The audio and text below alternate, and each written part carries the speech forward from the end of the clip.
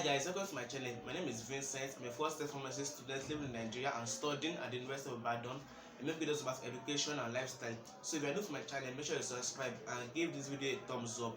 I have a couple of videos that I have made about Jamb, how I scored 2020 in Jamb. You can check that video out. It's a very nice video, and also I'll be releasing subsequent videos later, so make sure you subscribe and also turn on the notification button. So today I'll be talking about costly mistakes that a lot of people make when they're registering for Jamb or when they sit for the Jamb examinations. So the first mistake that a lot of Jambites make is not answering all the questions. A lot of Jambites believe that there is negative marking in Jamb, but actually there's no negative marking in Jamb. People believe that there's negative marking, but actually there's no negative marking, because in Jamb every of your question it counts. It's going to be marked. A lot of people believe that if you have a lot of questions that you missed, Jamb is going to deduct the mark from your score. It does not work like that. Jamb is going to mark all of your questions and give you the exact mark you scored. They are not going to deduct anything. There's no negative marking in Jamb. So when you are writing your Jamb, so make sure you pick all the questions. Even if you don't know the answer, make sure you pick it. Don't leave any question unanswered unless you don't have enough time, and you must make sure you have enough time for you to answer all the questions, even if you don't know the answer, because Jamb is going to mark all those questions and there's no negative marking.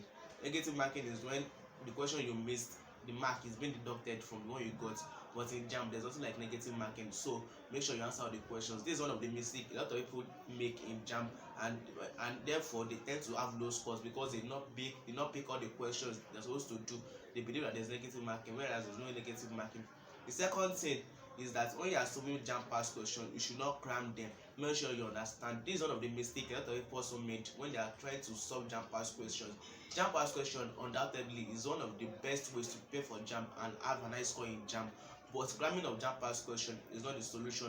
It is not advisable for you to cram Jamb past question, because even if Jamb is going to repeat the same question, it may not be in the same format. They may change the way they send the question and you not get it because you are just cramming the Jamb past question. You have to solve and understand the reason why those questions and the answers are being picked. You have to understand them. You don't cram Jamb past question. That's another mistake a lot of people make. Then another mistake a lot of people make when they are registering for Jamb is not registering early. You may be thinking, how does registering early, how does it help you? Now if you are registering for your Jamb, after some time you hear that sometimes some towns have been fully booked. For example, let's say you are living in Ibadan.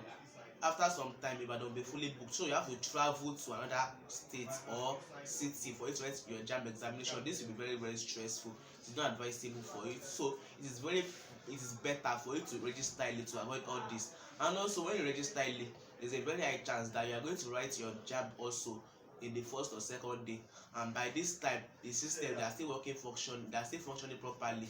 But when you're writing your Jamb towards the end, a lot of people have used the system and the system might likely not work properly or not be in the proper condition, thereby reducing your score, because it may not be efficient as it should be, unlike if you wrote the Jamb on the first day. So it is very advisable for you to write your Jamb examination on the first day and register early. That's another thing. Another thing is that you should start preparing early. A lot of people make this mistake also. They don't prepare early for their Jamb examination. They wait till 2 or 3 months or even 1 month or even 2 weeks before they start preparing. It is very important for you to start preparing early. When you are writing your Jamb, make sure you prepare early. If possible, start preparing 4 or 3 months to the exam, or even 5 or 6 months. If you can start preparing a year, you can start preparing. But for Jamb 2023, I think you have like 4 months to go, so you can start preparing now. It's not too late. Don't wait till you have 1 month or 2 weeks to go before you start preparing. And then another mistake a lot of people make is using irrelevant textbooks to study for Jamb. Jamb is an O-level examination. They are not going to ask you questions that are tougher than O-level. They are still going to ask you the same thing that are in your secondary school textbook. So you don't need to go higher than that for your Jamb examination.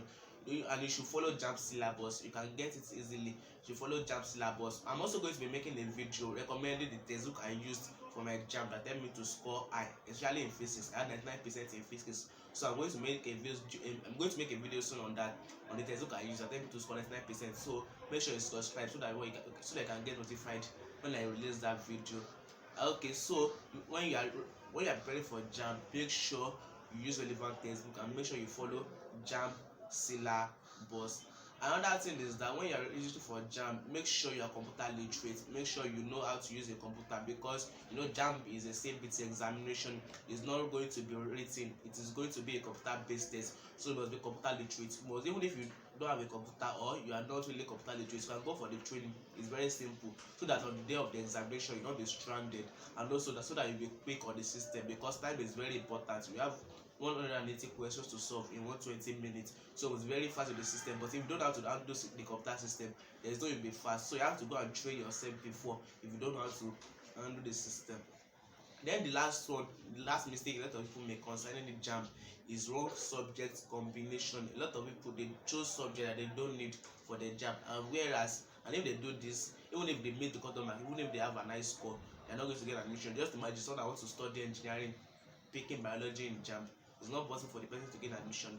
Or wants to study a medical course, we are picking maths. It's not possible. So make sure you seek advice, and make sure you acquire information before you pick these subjects for your course. Make sure the subjects you are going to be picking in your Jamb, they are suitable for the course you are applying for. So see you next video. Bye.